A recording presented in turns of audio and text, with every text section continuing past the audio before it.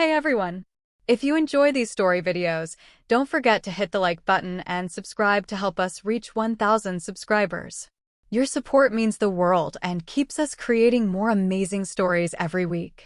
Sit back, relax, and enjoy the video. Nancy Cooper's life in the quiet, tree-lined suburbs of Seattle was a meticulously organized symphony of domesticity, a melody played on repeat with the familiar instruments of laundry cycles, PTA meetings, and the gentle hum of a suburban household. A devoted stay-at-home mom to two energetic, perpetually hungry children, 8-year-old Lily and 6-year-old Ethan, and a programming-obsessed husband, Bill, who often lost track of time and forgot to eat unless gently prompted. Nancy's days revolved around the relentless, yet often invisible, demands of family life. Her personal identity, once a vibrant canvas of dreams and aspirations, perhaps a budding artist, a globe-trotting journalist, or even a celebrated pastry chef, had slowly, imperceptibly faded into the background, replaced by the all-encompassing roles of chauffeur, chef, mediator, chief worrywart, and domestic engineer. She loved her family fiercely, with a boundless, selfless love that was both her greatest strength and, at times, her silent burden. But sometimes, amidst the joyful chaos of juice spills, the endless quest for matching socks, and the urgent demands for forgotten homework, she'd catch a fleeting glimpse of herself in the foggy reflection of a steamy kitchen window and wonder, who am I, really? Beyond all these titles? What is my purpose, my passion? The thought was usually fleeting, a whisper quickly chased away by a child's urgent plea for a snack or the insistent ping of a text from the school reminding her about the upcoming parent-teacher conference. Her greatest adventures these days involved triumphantly finding the best deals on organic vegetables at the farmer's market or successfully navigating a contentious bake sale, ensuring that her contribution of gluten-free, nut-free, organic oat cookies was both delicious and allergen-friendly. Thousands of miles away, under the perpetual, glittering lights of Miami, in a world painted in stark shades of neon and shadow, Scarlett Vane was a force of nature. Lithe, lethal, and effortlessly cool, she moved with the predatory grace of a panther, her movements economical, precise, and utterly devoid of wasted energy. Her reputation preceded her in the hushed, fearful whispers of the underworld, a ghost in the shadows, a whisper of imminent danger. A professional hitwoman, Scarlett's life was a high-stakes chess game played with bullets, bravado, and a chillingly detached logic. Tonight, however, the meticulously planned board had been inexplicably flipped, the pieces scattered. Her target, the notoriously elusive and heavily guarded crime lord Vincent Morelli, had, against all odds, slipped through her grasp, a rare and deeply humiliating failure that now had her on the run, a target herself. The crisp evening air of Miami, usually a comforting blanket of warmth and tropical humidity, felt heavy and oppressive with the palpable threat of pursuit. Her sleek, custom-built motorcycle, typically her loyal steed and an extension of her own formidable will, now served as a temporary, precarious haven as she navigated the labyrinthine back alleys and dimly lit service roads, the distant, rising wail of sirens a chilling counterpoint to the relentless thrum of her own racing heart. Scarlett was all sharp edges and calculated risks, her emotions as rigorously guarded as the most dangerous secrets she kept. Sentimentality was a weakness she couldn't afford. The only constant in her nomadic, dangerous existence was a peculiar, antique pendant, a silver serpent meticulously coiling around a dark, polished obsidian stone, known cryptically in her family's lore as the Shadow Serpent.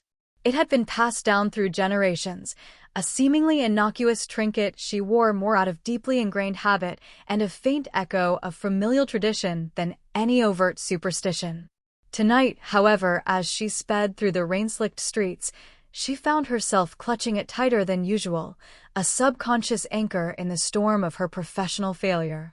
One particularly tempestuous Seattle night, as a relentless deluge of rain lashed against the windows of the Cooper household and thunder rumbled like an angry, distant god, Nancy found herself kneeling beside her bed, a habit she'd rekindled in moments of profound overwhelm and existential doubt.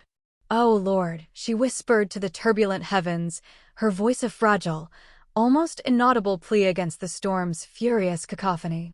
I wish I could be someone stronger. Someone who isn't afraid of everything, someone who takes charge.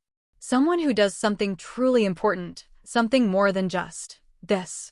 A flash of lightning, impossibly bright and momentarily searing, illuminated her tear-streaked face, revealing a flicker of raw yearning, a desperate, unspoken desire for a different life, in her weary, yet still hopeful eyes.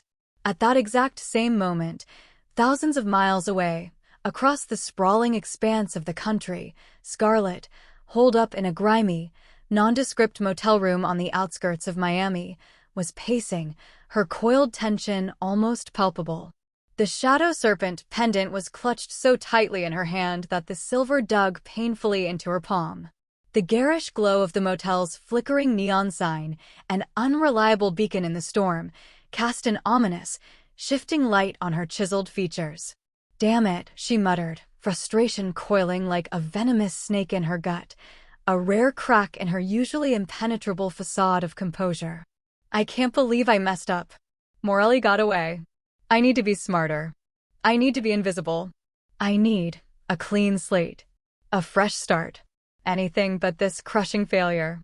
As the last words left her lips, a bolt of lightning, impossibly bright, violent, and utterly unprecedented, tore across the sky, striking the dilapidated electrical pole directly outside her motel room window with a deafening crack. A simultaneous, blinding flash of pure, unearthly white light enveloped both women, a searing intensity that momentarily stole their breath, their vision, and their consciousness. The world, for both Nancy and Scarlett, spun wildly, then dissolved into a swirling, disorienting vortex of colors, sensations, and an almost unbearable pressure, a cosmic glitch, a profound, unscripted intervention in the very fabric of their individual existences. The next morning, the peculiar, unsettling silence in Nancy's suburban home was broken only by the cheerful, oblivious chirping of crickets outside, completely unaware of the metaphysical earthquake that had just occurred within its walls.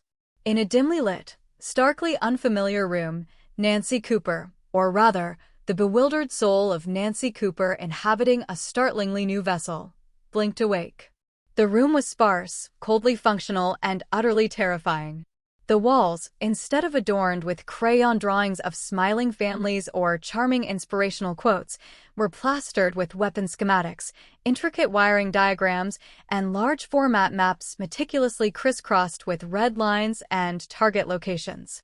A full-length mirror, positioned strategically against one wall, reflected a woman she didn't recognize in the slightest, sleek, dark hair styled with an edgy precision, piercing, ice-blue eyes that held a dangerous glint, and a body toned and taut with lean muscle in a way Nancy's hadn't been since her distant college volleyball days, decades ago.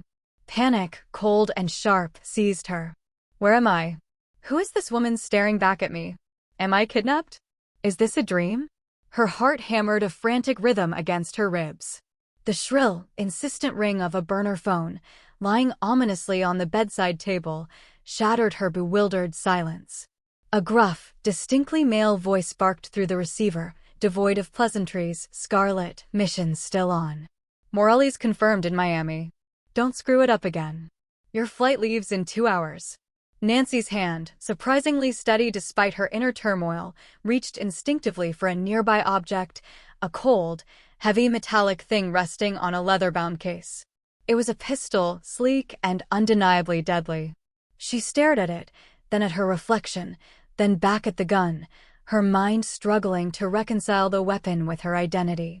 In her utter disorientation, convinced her reflection was an immediate threat, an intruder who had somehow entered the room and was mocking her, she instinctively raised the weapon, her finger hovering over the trigger.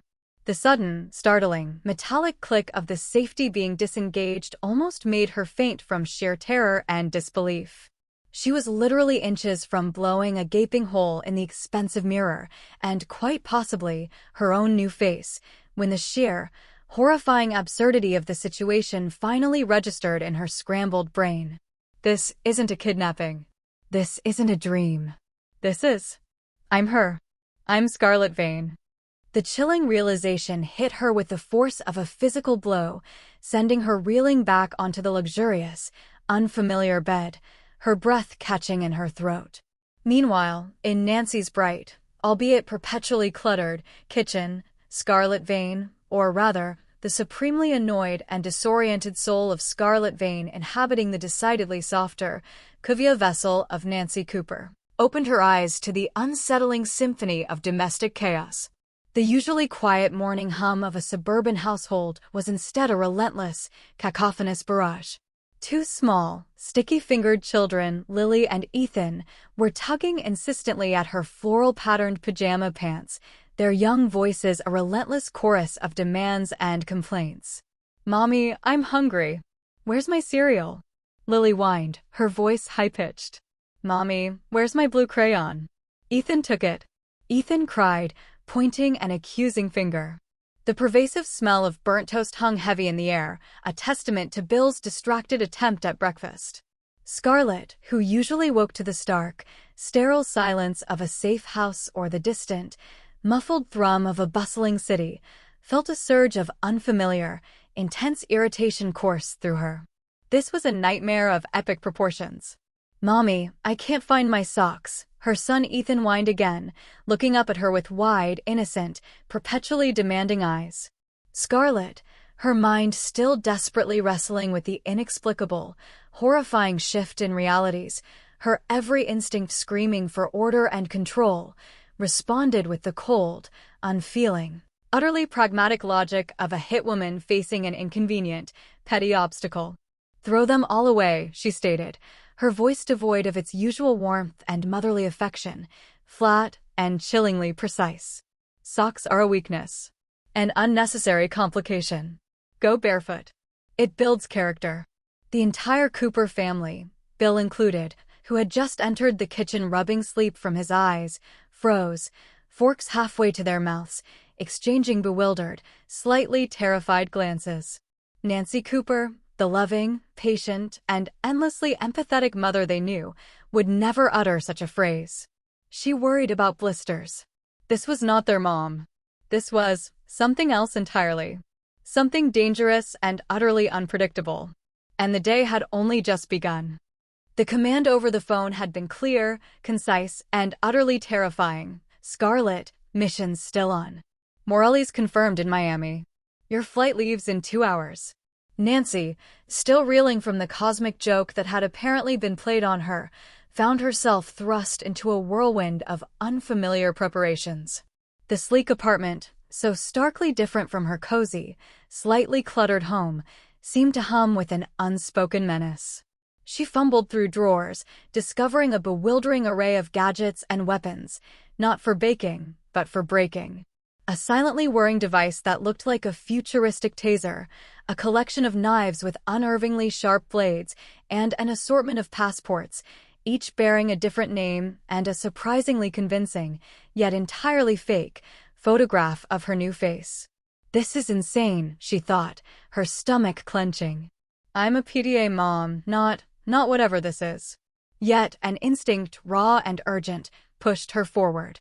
It wasn't bravery, not yet. It was the sheer, mind-numbing terror of the unknown, coupled with a perverse sense of responsibility. If she was Scarlet, she had to be Scarlet, at least for now. She dressed in an outfit she found hanging in the closet, sleek black trousers, a fitted top, and a surprisingly comfortable, yet intimidating, leather jacket. It felt less like clothes and more like a costume. She tried to emulate the confident, dangerous swagger she imagined Scarlet possessed, but her movements felt stiff, clumsy, like a puppet whose strings were being pulled by an inexperienced hand. She packed a small, tactical-looking duffel bag, but instead of the usual hitwoman essentials, her suburban brain automatically added a packet of organic gluten-free crackers, a mini-pack of antibacterial wipes, and a small, well-worn photo of Lily and Ethan. Just in case, she rationalized, a faint blush rising to her cheeks. She was going to Miami to assassinate a crime lord, and she was bringing snacks. The absurdity was almost comical, if it weren't so terrifying. The private jet that awaited her at a secluded hangar was another shock. Nancy, whose travel experience was limited to economy-class flights for family vacations to Disney World, gaped at the plush leather seats and the complimentary champagne.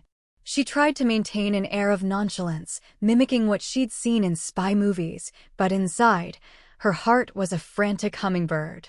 The flight to Miami was a blur of nervous anticipation. She attempted to read a dossier on Morelli, filled with grainy photos and chilling details of his illicit activities, but her mind kept drifting to her own children. Were they okay? Had Bill figured out what was wrong with Mommy? A pang of guilt, sharp and unexpected, pierced through her. She was supposed to be making their lunches, not flying off to kill someone.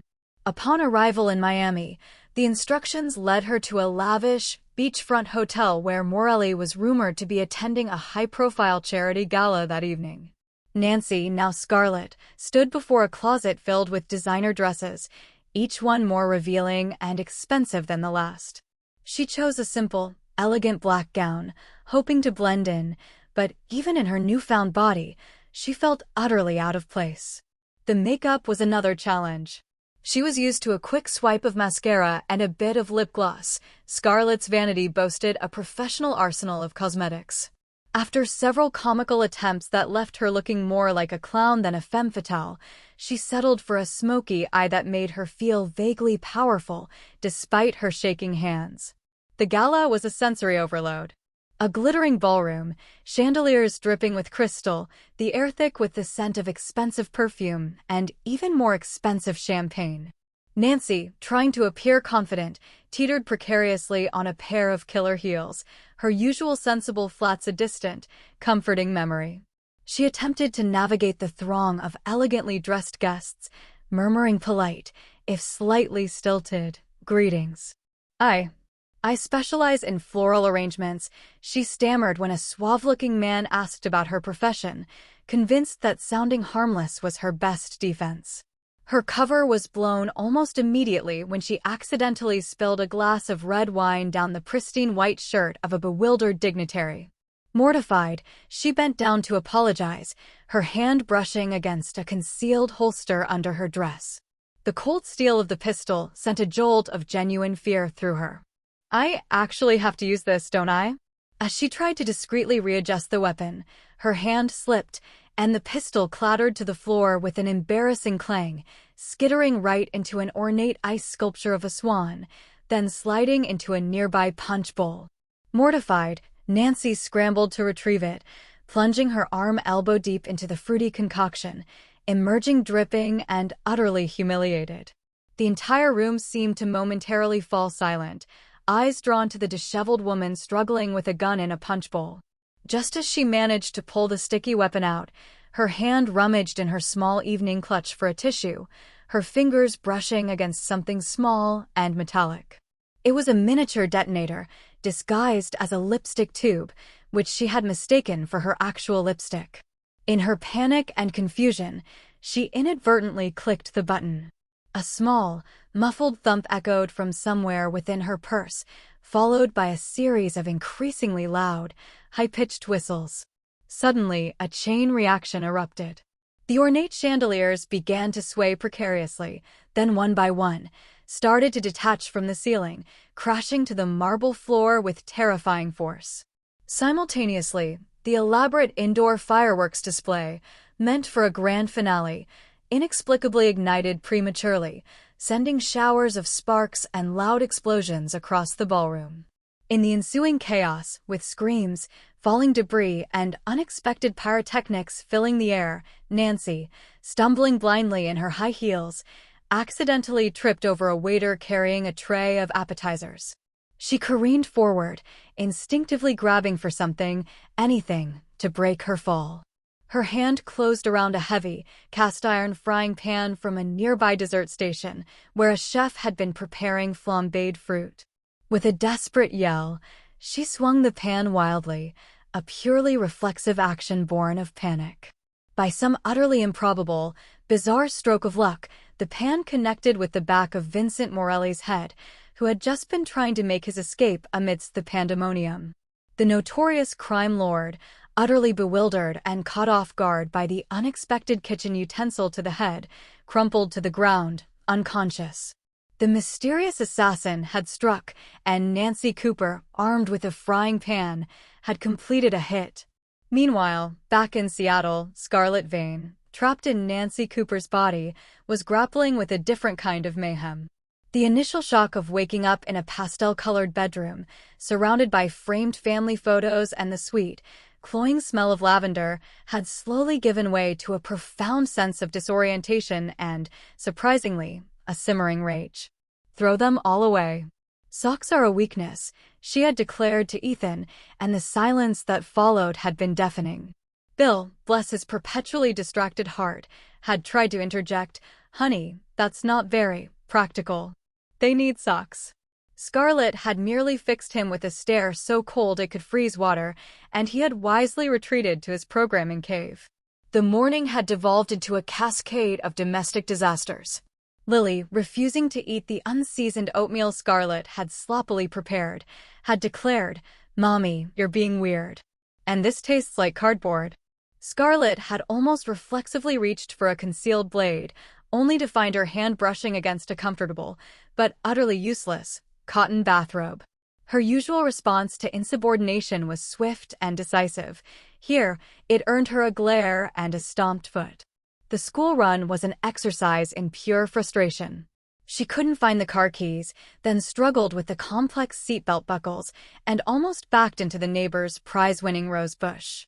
Traffic, a concept utterly alien to her usual clandestine movements, drove her to the brink of screaming.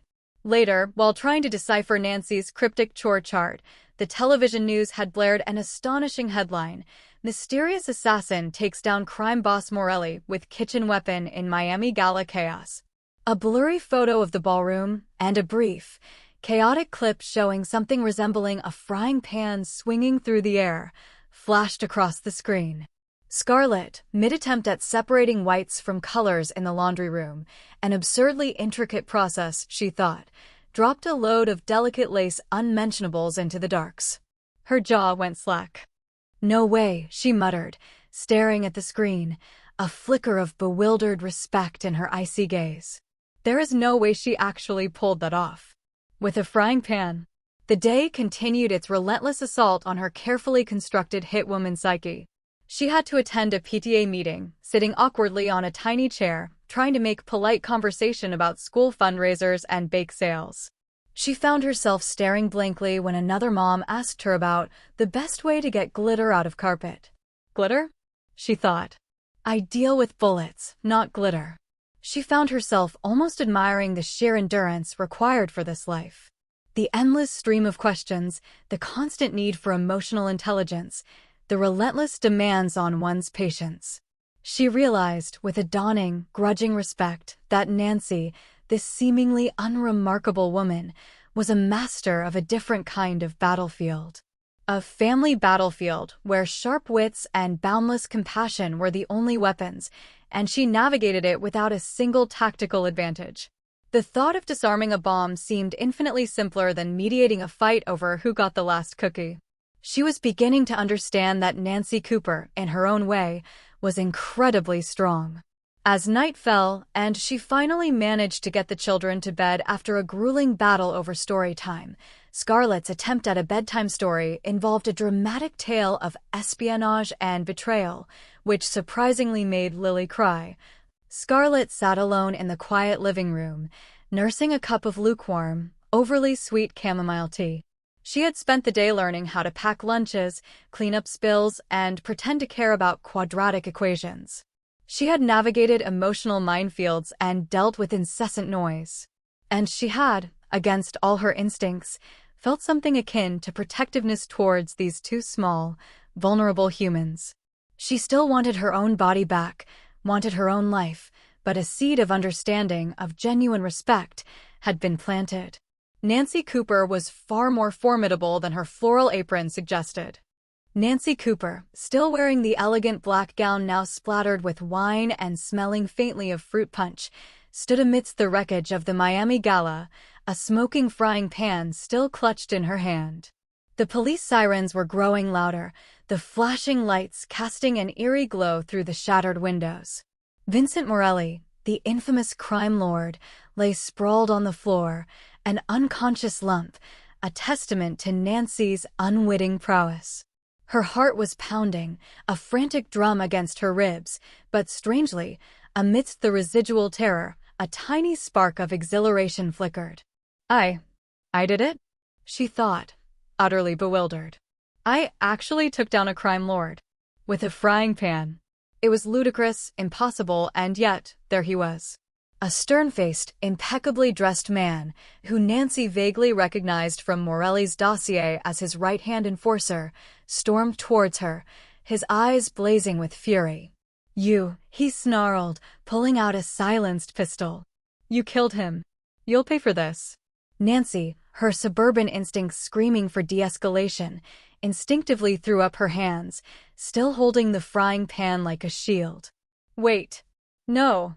He's just unconscious," she blurted out, her voice a high-pitched squeak. Before the enforcer could react, a series of rapid, concussive sounds echoed through the ballroom. Suddenly, the enforcer stumbled, then collapsed, a small, dart-like object protruding from his neck. Another man, sleek and shadowy, emerged from the chaos, wearing a tailored suit and a grim expression. He held a high-tech dart gun. "Scarlett," he said, his voice curt. "That was unconventional, but effective. You're clear." This was Lucas Thorne, Scarlett's handler, a man whose existence was usually limited to a terse voice on the phone.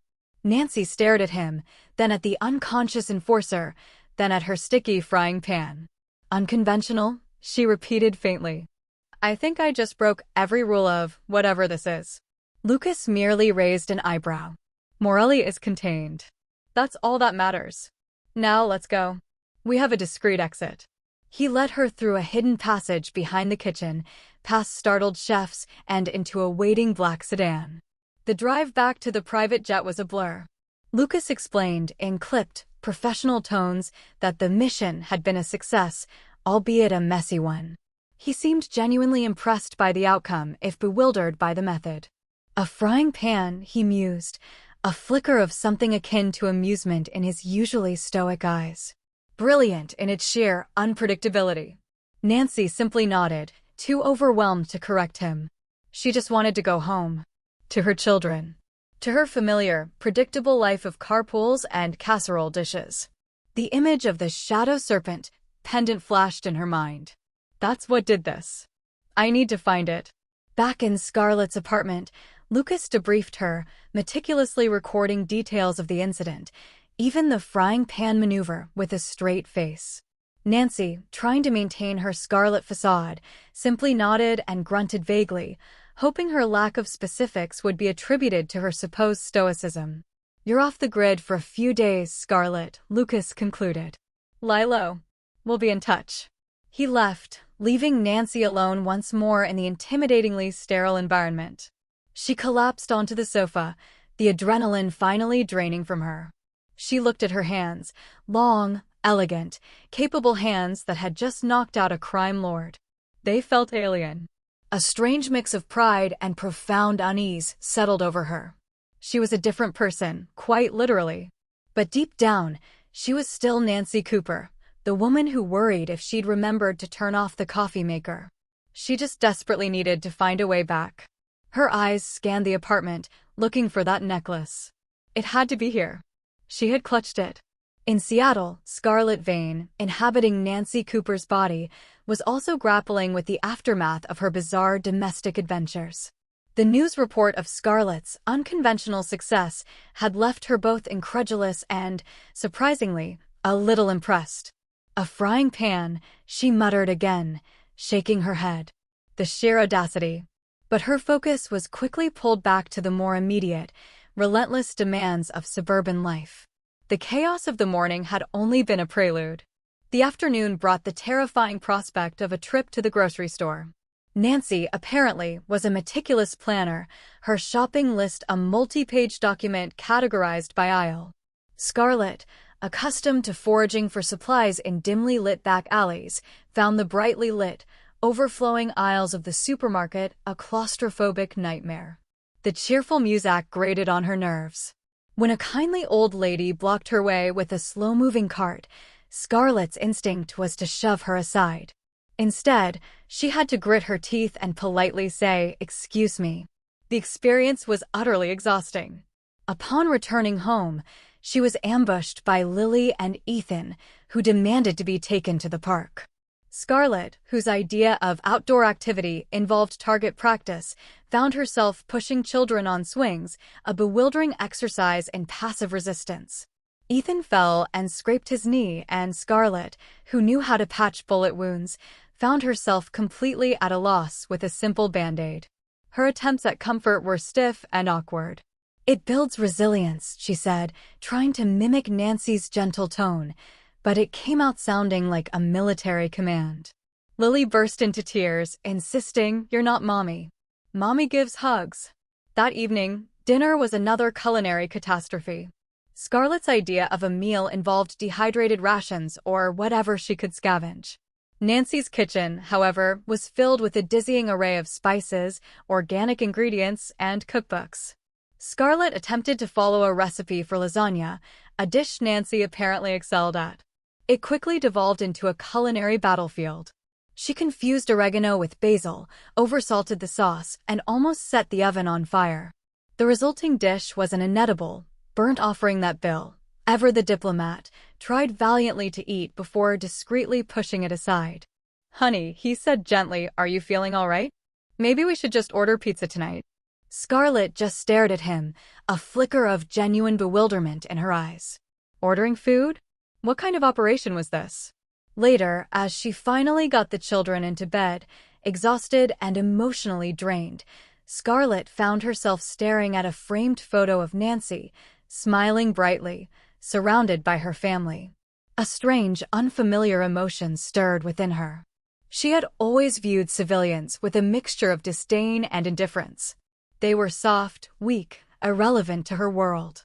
But Nancy navigated this relentless, demanding world of family, emotions, and endless small tasks with an almost superhuman patience and compassion. There were no clear targets, no precise objectives, just an unending series of mini-crises that required constant vigilance and emotional fortitude. She had spent a day trying to be Nancy, and it had been harder, in its own way, than any mission she had ever undertaken. She realized that Nancy's life, far from being mundane, was a constant, intricate dance of empathy, sacrifice, and unwavering strength. Nancy didn't carry weapons, but she wielded a powerful influence over her little world, shaping lives, mending hurts, and creating a sense of belonging. Scarlett, the cold, efficient killer, was finding herself surprisingly humbled by the sheer tenacity and unwavering love required to be a mother. The shadow serpent pendant, which she had been wearing around her neck since she woke up in this body, felt heavier now, imbued with a new, unsettling significance. She wanted her old life back, craved the precision and predictability of her dangerous existence.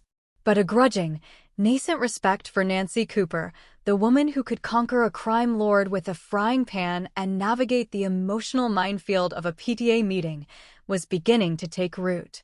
This domestic battlefield was far more complex than any she had ever encountered.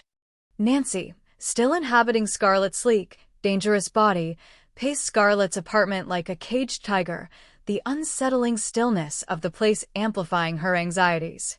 Lucas Thorne's words echoed in her mind, "Lie low. We'll be in touch." But lying low was not Nancy's forte, especially not when her entire world had been turned upside down. Her primary objective now was clear: find the shadow serpent pendant. She was convinced it was the key, the mystical anomaly that had caused this cosmic body swap. She remembered clutching it in her own hand, and the flash of lightning. It had to be here, somewhere in Scarlett's possessions. She began a meticulous search, her suburban need for order clashing with Scarlett's apparent indifference to domestic neatness. Drawers were filled with an alarming array of lock-picking tools, disguised weapons, and encrypted USB drives. Closets contained not only a dazzling collection of designer clothes, but also hidden compartments revealing tactical gear, night vision goggles, and even a small, silent drone. Nancy felt a shiver of both fear and a strange, almost voyeuristic fascination. This was the life of a spy, a killer, a ghost. It was terrifying, yes, but also undeniably exciting in a way her own life never was. She found herself subconsciously flexing her new muscles, testing the limits of her newfound agility. She could probably open a particularly stubborn pickle jar now without a struggle. Hours turned into a painstaking excavation of Scarlett's life. She found a hidden wall safe containing stacks of foreign currency, more fake passports, and a bewildering collection of high-tech communication devices. There was also a small, leather-bound journal. Curious, Nancy opened it. It wasn't a diary of emotions, but a meticulously kept log of missions, targets, and escape routes. Sparse, factual, and utterly devoid of personal feeling. This woman truly is a machine, Nancy thought, a strange mix of pity and awe washing over her. She found no mention of the shadow serpent pendant, however, which puzzled her. She distinctly remembered Scarlett clutching it in the vision. Finally, tucked away in a small, velvet-lined box at the very back of a drawer filled with antique watches, she found it. The shadow serpent pendant. It lay coiled, gleaming darkly, exactly as she remembered it from her vision. Her heart leaped with a desperate hope. This was it. The key. She carefully picked it up, the cold silver feeling strangely heavy in her hand.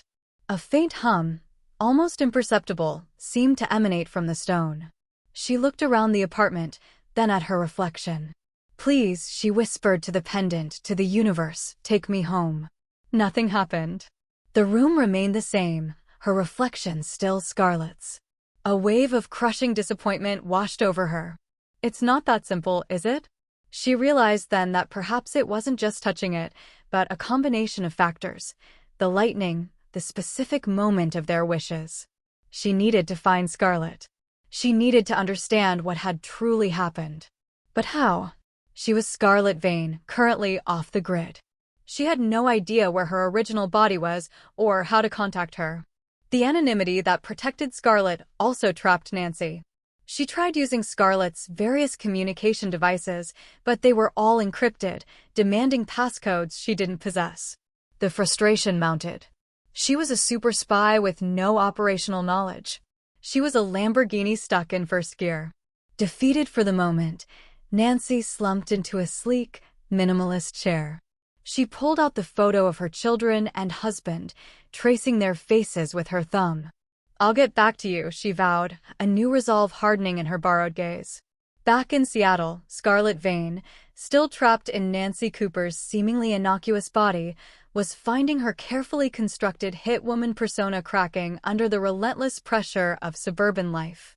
After the lasagna disaster and the park meltdown, Bill had approached her with genuine concern.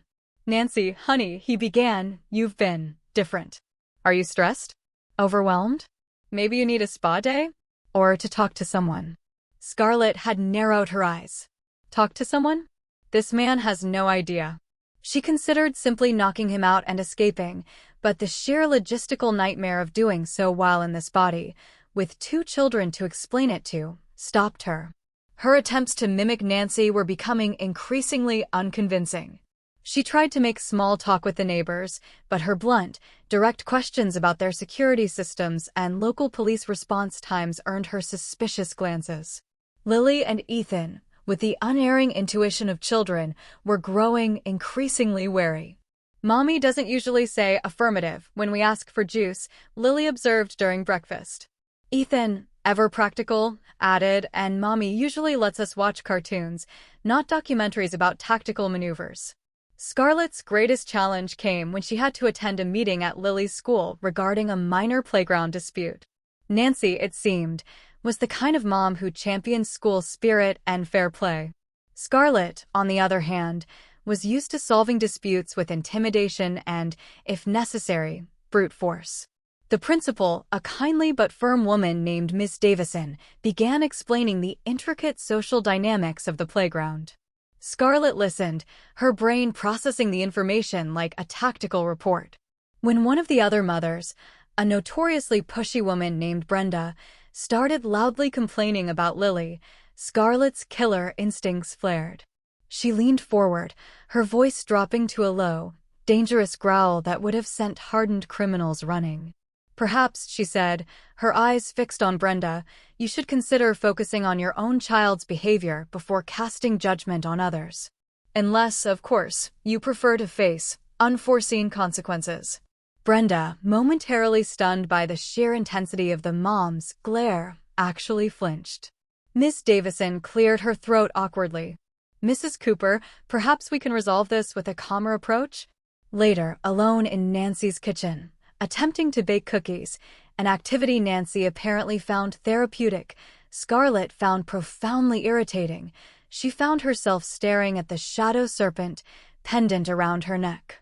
She had worn it for as long as she could remember.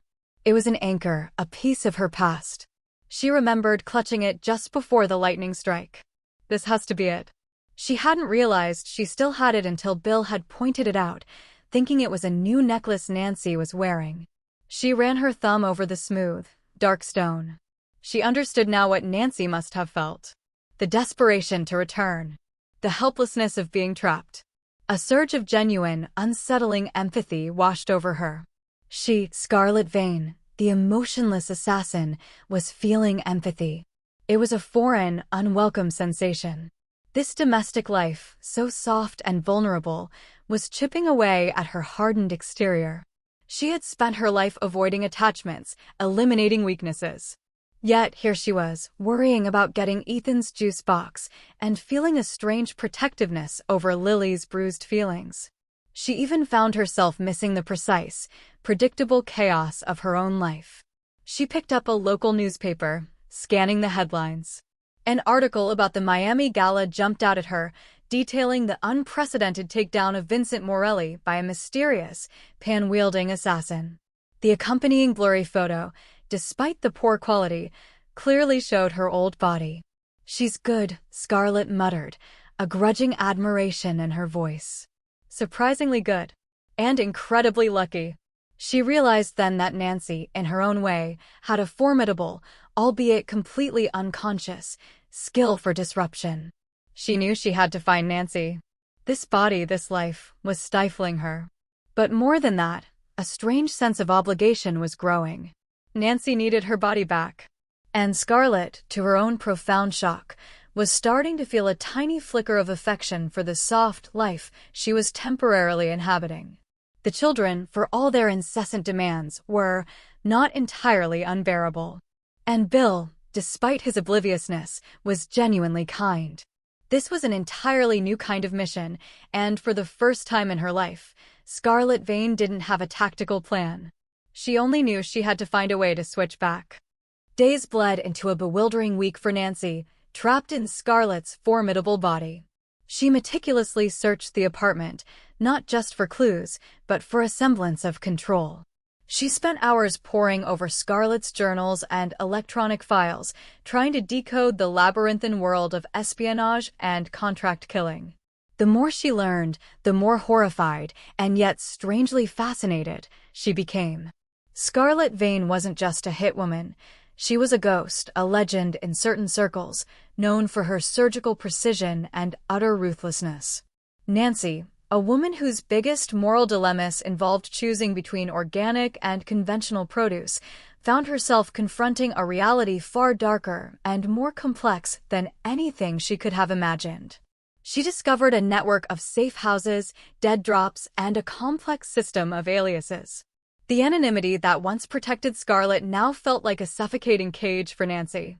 She yearned for her own name, her own face, her own life. Desperate for a way to contact her family, she tried to use Scarlett's encrypted satellite phone. After several failed attempts to bypass the intricate security protocols, a small, unassuming flip phone hidden in a dusty old shoebox caught her eye. It was old school, decidedly low-tech compared to everything else in Scarlett's arsenal. She flipped it open, and to her astonishment, it worked. The screen displayed a single, saved number, Lucas Thorne, emergency. Taking a deep breath, Nancy dialed. Lucas answered on the first ring, his voice crisp and efficient. Scarlett? I thought I told you to lie low. Lucas, it's not Scarlett, Nancy blurted out, her voice shaky. It's Nancy Cooper. We swapped bodies. I'm Nancy in Scarlett's body. And she's in mine, back in Seattle.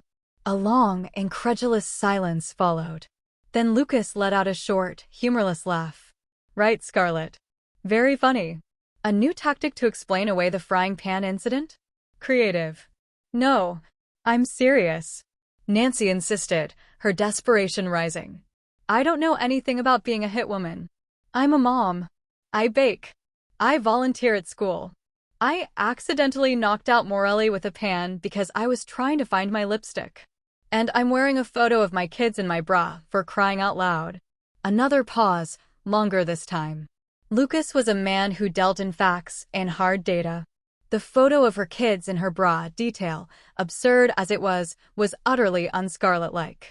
A photo, in your bra, he finally repeated, his voice laced with a faint, bewildered curiosity. Yes, and I can't access any of her files. I don't know any of her contacts. I just want to go home. Nancy wailed, close to tears. A sigh escaped Lucas. All right, Nancy Cooper in Scarlett's body. Tell me everything. And don't leave out any details, however unconventional. Nancy poured out the entire story, from the wish on the stormy night to the shadow serpent pendant to the utter disaster of the gala. Lucas listened patiently, occasionally interjecting with sharp, probing questions.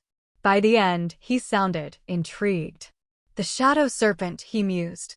An old family heirloom of the Vane line. Legend says it has certain properties. But body swapping? That's new. He paused. If what you say is true, Nancy, then Scarlett, in your body, must also possess the pendant. Yes, she was holding it too. Nancy exclaimed, a flicker of hope rekindling. So, if we find her and we both touch it again, maybe it will reverse. Lucas considered this. A long shot. But the most logical path. Where would a woman like Scarlett go, trapped in your body, given her current skill set? She's probably going crazy trying to deal with my kids and the PDA, Nancy said with a sad, knowing smile. And she's probably figured out the necklace is important by now. All right, Lucas said, a plan already forming in his mind. We'll work together. You are now, temporarily, my operative. Your mission, locate your body and Scarlett Vane. And try not to cause any more international incidents with kitchenware. In Seattle, Scarlett Vane, still trapped in Nancy Cooper's increasingly frustrating body, was at the end of her rope. The initial shock had worn off, replaced by a deep, bone-weary exhaustion she hadn't experienced since her early, unforgiving training days. She was not only physically drained from the constant emotional labor, but also mentally fatigued from trying to keep up Nancy's facade. Bill, bless his oblivious heart, had started leaving thoughtful notes around the house. Remember to breathe, honey. Take a moment for yourself. Each note was a tiny knife twist in Scarlett's stoic soul. Lily and Ethan, far from being fooled, had escalated their "Mommy is weird" campaign. They staged a small protest in the living room, holding signs scrawled in crayon, "We want real mommy back, and no more burned lasagna." Scarlett, who had faced down armed guards without a flinch, found herself utterly disarmed by their innocent, yet relentless, rebellion. She tried to engage them in a tactical board game involving strategy and reconnaissance, but they just wanted to play Candyland. She found herself reading bedtime stories with a deadpan delivery of princess dialogues, which made Lily giggle nervously. The breaking point came during a school field trip to a local aquarium. Scarlett, forced to chaperone, found herself surrounded by a horde of screaming children, all equally mesmerized by the colorful fish. She watched in horror as Ethan, fascinated by a particularly large shark tank, tried to climb over the safety barrier. Her heart, a muscle she rarely acknowledged, lurched. Without thinking, Scarlett moved with lightning speed, snatching Ethan back with a practiced, almost professional swiftness. It was a pure, unthinking reflex honed by years of protecting herself and her assets. She had prevented a disaster, but the sheer terror she felt, the raw, visceral fear for a child who wasn't even biologically hers, shook her to her core. Later, sitting on a bench while the other children chased each other, Scarlett held Ethan close, a strange, unfamiliar tenderness in her grip. "You have to be careful," she murmured, her voice uncharacteristically soft. "This world, it's more dangerous than you think." Ethan looked up at her, his eyes wide. "Mommy, you saved me," he exclaimed. "You were super fast." A faint, almost imperceptible smile touched Scarlett's lips. Super fast, yes, but entirely unprepared for the emotional fallout. That evening, as she finally got the children settled, Scarlett found herself once again staring at the shadow serpent pendant around her neck. It had been with her through everything, a constant. Now, its cold weight felt like a beacon, a clue. She had seen the news reports of the frying pan assassin in Miami. She knew her body was out there. And she knew, with a certainty that transcended logic, that this pendant was the key to reversing the swap. She just didn't know how. She began to study Nancy's routines, her habits, her contacts. She noticed Nancy had a small, encrypted personal tablet. Scarlett, with her inherent understanding of security systems, managed to bypass the relatively simple password protection. Inside, she found a digital calendar filled with reminders for playdates, grocery lists, and, crucially, a recurring event, Mom's Night Out, book club. There were also photos. Hundreds of them. Photos of Nancy, smiling, laughing, living a life filled with warmth and genuine connection. Photos of Lily and Ethan, growing up. Photos of Bill, looking at Nancy with adoration. A profound realization dawned on Scarlett. Nancy, the woman she had initially dismissed as a soft civilian, was not weak. She was incredibly strong, a mastermind of domestic logistics, an emotional fortress for her family. Her life, far from being inconsequential, was the very foundation of another world. And she, Scarlett Vane, the deadliest assassin, was a complete novice in this arena. She had saved Ethan today, not with a bullet, but with a mother's instinct, a sudden, surprising surge of protective love. It was unnerving. She still craved the return to her own body, her own life of precision and danger. But now she understood Nancy's desperation. And a new, equally strong resolve began to form. She would get Nancy her life back. And then, she would figure out what this strange, new feeling in her chest meant. It was a feeling she had never trained for, never anticipated. It felt a little like responsibility, and a lot like caring. Nancy, now an unlikely operative under Lucas Thorne's reluctant guidance, spent the next few days immersing herself in Scarlett's on-the-grid life, trying to piece together where her body might be. Lucas had provided her with a secure line, a temporary burner phone, and access to a limited database of Scarlett's less classified contacts. Scarlett's more a lone wolf, Lucas had explained, but even lone wolves have watering holes. Nancy, armed with her new tech and Scarlett's fierce, intelligent mind, felt a surge of adrenaline that was entirely foreign to her suburban existence. This was a puzzle, a high-stakes scavenger hunt, and for the first time in a long time, Nancy felt a sense of purpose beyond folding laundry. She meticulously cross-referenced intelligence from Lucas with the scant information she could glean from Scarlett's personal effects. The journal, initially a chilling record of assassinations, now became a source of unexpected clues. Scarlett, for all her ruthlessness, had a distinct pattern of operations, a preferred set of locations for R&R after a difficult mission, and even a particular brand of artisanal coffee she favored. A detail Nancy found surprisingly humanizing. Even hit women need a good latte, she mused. Through a series of deductions worthy of a detective novel, Nancy zeroed in on Seattle. It was a logical conclusion. Scarlett had been on the run, likely seeking a quiet place to lay low after the Morelli fiasco, and what better place than a bustling city where she could blend in, far from her usual haunts. And then there was the inexplicable pull. Nancy felt it, a faint, almost psychic tug towards her home. She knew, with a certainty deeper than logic, that Scarlett was there, in her body, struggling with her life. Armed with this newfound conviction, Nancy convinced Lucas to arrange for her discreet travel to Seattle. "I need to go home, Lucas," she insisted, her voice resonating with newfound authority in Scarlett's body. "I know she's there. I feel it." Lucas, against his better judgment, found himself trusting this suburban mom who was somehow making sense in the absurd world of body swapping. "All right, Scarlett Nancy," he conceded, a hint of genuine amusement in his tone. "But remember, you're still a ghost. No heroics, no more kitchen utensils. Just find her." The flight to Seattle was a surreal experience. Nancy, in Scarlett's body, looked out at the familiar skyline, her heart aching with a desperate longing. She imagined Lily and Ethan giggling in the back seat of her minivan, Bill probably engrossed in some coding problem. The reality of being Scarlett hit her again, the sleek, stylish clothes, the quiet confidence that now felt a little more natural, the unnerving sensation of carrying a concealed weapon, a discreet, yet effective stun gun Lucas had insisted upon. She was a mother on a mission, a suburban warrior temporarily disguised as a professional killer, and the dichotomy was both terrifying and exhilarating. Her ultimate plan was simple: confront Scarlett, touch the pendant simultaneously, and hope for the best.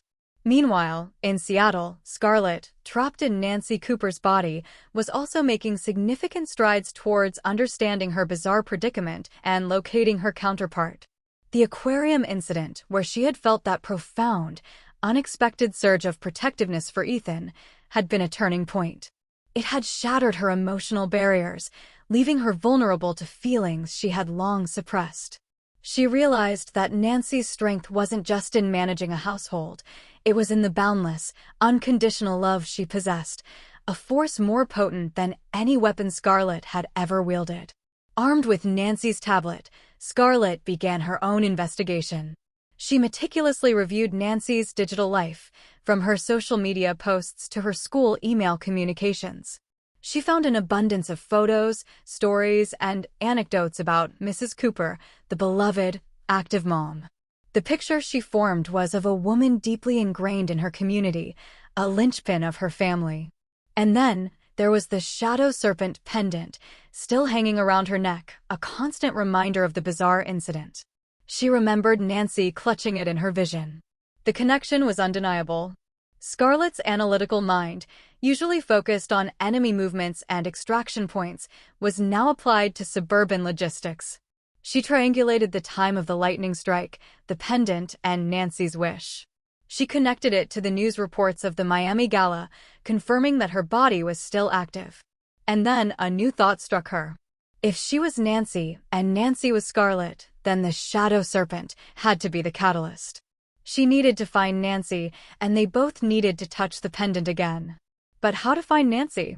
Scarlett, the master of discretion, found herself relying on Nancy's public-facing life.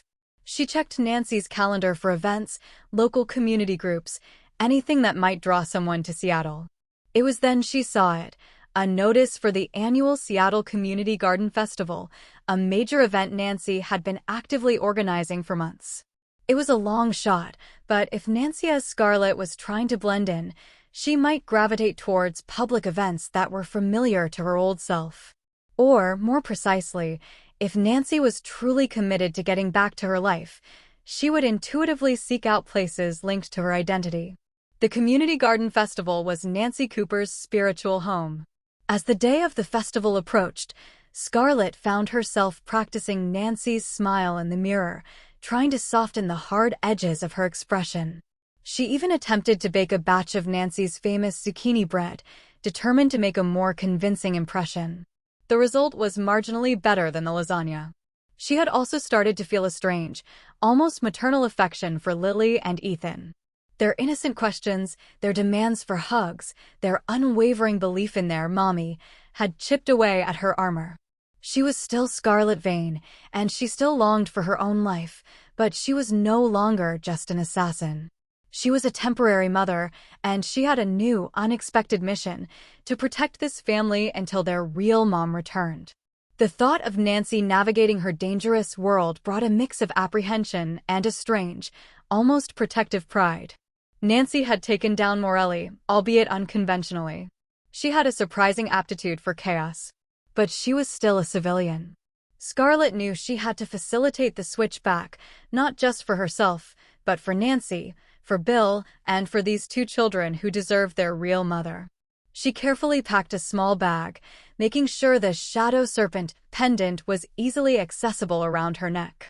This time, she wasn't running from danger, she was running towards it, armed with zucchini bread and a newfound understanding of what it meant to be Nancy Cooper. Her mission: rendezvous with her body and restore 2 lives. And maybe, just maybe, learn something about herself in the process. The game was on. The unlikeliest partnership was about to form. The annual Seattle Community Garden Festival was in full swing, a riot of colors, scents, and cheerful chatter. Banners declaring "Grow Green, Live Well" flapped gently in the breeze. Stalls offered everything from artisanal honey to organic heirloom tomatoes. Children's laughter mingled with the strumming of a local folk band. For Nancy Cooper, arriving in Scarlett Vane's body, it was a surreal homecoming. Every face seemed familiar, every stall a memory. She saw Mrs. Henderson from the PTA happily selling her prize-winning petunias, and Mr. Jenkins from down the street demonstrating his new composting system. Her heart ached with a mixture of longing and acute embarrassment. She was here, among her people, but completely unrecognizable, a formidable stranger in their midst. Lucas Thorne, who had discreetly flown into Seattle and set up a temporary command post in a nearby coffee shop, was in her ear via a tiny, almost invisible earpiece. "Remember the plan, Nancy," he instructed, his voice low. "Identify her. Approach cautiously. Don't reveal yourself until you're certain. And for God's sake, no frying pans." Nancy took a deep breath, scanning the crowd. Her eyes, Scarlett's sharp, discerning eyes, quickly picked out the subtle details, the patterns, the anomalies. She moved through the throng with a confidence that was no longer entirely feigned, a quiet efficiency that was Scarlett's gift. She knew exactly what she was looking for. And then she saw her. Or rather, she saw herself. There, near the children's craft tent, was Nancy Cooper. Her body, her familiar floral sundress, her sensible sandals. But the way Nancy moved, the way she held herself, was utterly different. There was a quiet intensity in her posture, a slight tension in her shoulders, a way she scanned her surroundings that was not Nancy's typical gentle gaze. Scarlett, in Nancy's body, was helping Lily and Ethan decorate paper windmills, her movements surprisingly gentle, yet still incredibly precise. She even offered a small, almost imperceptible smile as Ethan clumsily glued too many sequins onto his. Around her neck, gleaming faintly in the sunlight, was the shadow serpent pendant. A wave of profound emotion washed over Nancy. Relief, joy, and an almost overwhelming sense of vindication. She's here. She's okay. My kids are okay. But a flicker of something else, something unexpected, joined the mix. A strange, grudging respect for Scarlett. She had been taking care of her children, living her life, enduring the mundane chaos. And she even looked softer, somehow, in Nancy's body. The hard edges seemed to have blurred. Nancy, still maintaining her cover, slowly approached. Lucas's voice whispered in her ear, confirmed. "It's her. Pendant visible. Move into position." As she drew closer, she heard Scarlett, in her own body, patiently explaining to Lily how to properly fold the paper for her windmill, her voice softer than Nancy would have imagined, though still laced with a hint of her characteristic precision. "The angles are crucial, Lily. Precision ensures stability." Taking a deep breath, Nancy stepped forward. "Excuse me," she said, her voice, Scarlett's voice, surprisingly steady. "I couldn't help but notice your pendant. It's quite striking." Scarlett's head snapped up, her eyes, Nancy's eyes, meeting hers. A flicker of immediate recognition, and then a profound, almost primal jolt passed between them. It was unmistakable. They knew. Scarlett, in Nancy's body, stood up slowly, her gaze unwavering. She didn't flinch, didn't panic. Her hand instinctively went to the pendant around her neck. "And I couldn't help but notice yours," she replied, her voice, Nancy's voice, calm, yet edged with an intensity that Nancy Cooper had rarely possessed. "It seems we have something in common." Lily and Ethan, sensing the sudden shift in atmosphere, looked up, confused. "Mommy, who's that?" Ethan asked, clinging to Scarlett's leg. Scarlett, in Nancy's body, gently patted his head. "It's a friend, sweetie. A very old friend." Nancy, in Scarlett's body, felt a pang. "Friend? This is complicated." "We need to talk," Nancy said, her gaze directed at Scarlett. "Preferably somewhere private." Scarlett nodded, her eyes acknowledging the gravity of the situation. "Agreed. Kids, can you go play on the swings for a bit? Mommy needs to talk to her friend." Lily and Ethan, sensing the unusual seriousness in their mother's tone, surprisingly obeyed, running off towards the playground. "Lead the way," Scarlett said to Nancy. They walked to a secluded bench under a large oak tree, far from the festival's hubbub. Lucas's voice crackled in Nancy's ear. "Good. Maintain eye contact. Discuss the pendant." As they sat down, facing each other, Nancy pulled out her shadow serpent pendant. Scarlett, in turn, pulled hers out. Two identical, silver serpents coiled around dark, polished stones. "You know what this is," Nancy stated, her voice tight with anticipation. "I suspect I do," Scarlett replied, her eyes unwavering. "The catalyst. The key. I remember the lightning." "And your wish?" Nancy's cheeks flushed. "And your wish," she countered. "To be invisible. A fresh start." "Precisely," Scarlett conceded, a hint of something that sounded like weary amusement in Nancy's voice. "It seems the universe has a rather dark sense of humor." They spoke for a long time, sharing their extraordinary experiences. Nancy recounted the terror of the Morelli mission, the frying pan incident, the utter absurdity of being a hit woman. Scarlett, in turn, described the bewildering chaos of suburban life, the relentless demands of the children, the PTA meetings, the horror of burnt lasagna, and the unexpected surge of protectiveness she felt for Lily and Ethan at the aquarium. "I don't know how you do it, Nancy," Scarlett admitted, her voice low. "This domestic life. It's a constant tactical engagement, without any clear objectives or rules. It's exhausting." Nancy looked at her, a genuine smile forming on Scarlett's lips. "And I don't know how you do what you do." I was terrified. But there was a strange thrill. A sense of power I never knew I had. A silence fell between them, filled with mutual understanding and a strange, newfound respect. Two women from impossibly different worlds, brought together by an act of cosmic mischief, now sharing an almost intimate bond. "So," Nancy finally said, clutching her pendant. "The plan. If we touch them, simultaneously?" Scarlett nodded, her eyes serious. "It's our best bet. It might not work. Or it might send us to completely different bodies. Or, worse." "I'm willing to risk it," Nancy declared, her voice firm. "I need to get back to my kids. To Bill. They need their mom." Scarlett met her gaze, a flicker of something akin to admiration in Nancy's eyes. "And I need to get back to my life. As bizarre as it may seem, I'm not cut out for this." She paused, then added, "But I learned something, Nancy. You're not just a mom. You're incredibly strong. And resourceful." "A frying pan, really?" A hint of a smile touched Nancy's lips. "And you, Scarlett Vane," Nancy replied, "you're not just a killer. You actually saved my son today, didn't you? You're a protector." Scarlett merely grunted, a familiar sound, but softened in Nancy's voice. "Let's just say I don't like losing assets." "All right." Lucas's voice came through Nancy's earpiece. "You're in position. This is the moment. On the count of 3.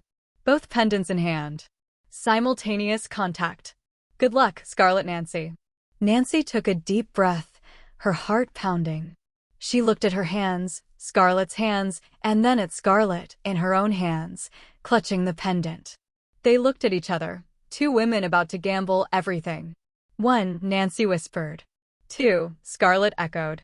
"3." They both pressed the shadow serpent pendants firmly against each other, the silver cold against their skin, the dark stones touching. A blinding flash of light, far less violent than the initial strike, enveloped them both. The world spun, colors swirled, and a familiar sense of disassociation washed over Nancy. Then silence. The blinding flash dissipated as quickly as it had appeared, leaving a lingering scent of ozone in the air. Nancy, still seated on the park bench under the oak tree, blinked rapidly, her vision slowly returning. She looked down at her hands. They were smaller, softer, with faint lines from years of dishwashing and gardening. Her nails, chipped from tending her prize-winning petunias, were exactly as she remembered them. She looked up at the woman sitting opposite her. Scarlett Vane. Her sleek, dangerous, beautiful body was back. A wave of profound, overwhelming relief washed over Nancy. She let out a shaky half-laugh, half-sob. "I'm back," she whispered, her voice, her own voice, thick with emotion. "I'm back." Scarlett, her eyes no longer soft and gentle, but sharp and piercing, looked down at her own hands. They were powerful, unblemished, ready for action. She flexed her fingers, testing the familiar strength. A faint, almost imperceptible smile touched her lips. "Took you long enough," she deadpanned, her voice, her own voice, a low, dangerous purr. She looked at Nancy, a genuine, if brief, flicker of something akin to warmth in her gaze. "You look relieved, Cooper." Lucas Thorne's voice crackled in Nancy's ear, sounding both relieved and utterly bewildered. "Nancy? Scarlett? Is anyone there? What happened?" Nancy, still slightly lightheaded, fumbled for the earpiece. "Lucas. It worked. We're back. I'm Nancy, she's Scarlett." A sigh of what sounded like immense relief escaped Lucas. "Thank God. I was about to initiate Plan B, which involved a lot of paperwork and very unhappy superiors. Are you both stable?" "Stable," Scarlett confirmed, her eyes already scanning their surroundings, assessing for any potential threats. The professional returned, but subtly, profoundly changed. Lily and Ethan, who had momentarily stopped playing, now ran back towards the bench, their faces bright with smiles. "Mommy, you're back," Ethan yelled, launching himself into Nancy's arms. Lily followed, clinging to her leg. Nancy hugged them fiercely, tears streaming down her face. The smell of their hair, the feel of their small bodies, was the most wonderful sensation in the world. "Oh, my babies," she choked out. "Mommy missed you so much." Bill, who had been lingering nearby, drawn by the children's sudden excitement, approached hesitantly. He took one look at Nancy, really looked at her, and his face broke into a wide, joyous grin. "Nancy," he exclaimed, rushing forward to embrace his wife and children. You're you again. I was so worried. You've been so different." He shot a bewildered glance at Scarlett, who merely raised an eyebrow, a silent promise of future explanations hanging in the air. Nancy pulled back from her family, her gaze meeting Scarlett's.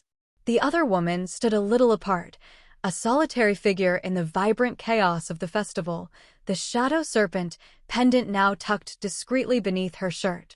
There was a shared understanding between them, an unspoken acknowledgement of their extraordinary journey. "Thank you, Scarlett," Nancy said, her voice sincere. "For everything. For taking care of my family." Scarlett gave a curt nod. "You're welcome, Cooper. You're lucky I have a surprisingly strong maternal instinct for someone who avoids children at all costs." She paused, a rare moment of introspection on her face. "And thank you for Morelli. And for showing me what living truly means." Nancy smiled, a genuine, warm smile. "You don't know how to kill, Nancy," Scarlett had said. "But you know how to live." The words resonated deeply. "And you should try my lasagna sometime," Nancy retorted, a playful twinkle in her eye. "It might just kill you." Scarlett let out a genuine, throaty chuckle, a sound Nancy would have never imagined coming from her. "I'll take that as a challenge, Cooper." With a final nod, a silent farewell that spoke volumes, Scarlett turned and melted into the crowd, a phantom once more. Lucas's voice came through Nancy's earpiece one last time. Nancy, for your safety and for Scarlett's, this never happened. You heard nothing, saw nothing. Go home, Cooper. Nancy pulled the earpiece out, looking at her husband and children. I love you guys so much, she whispered, burying her face in Ethan's hair.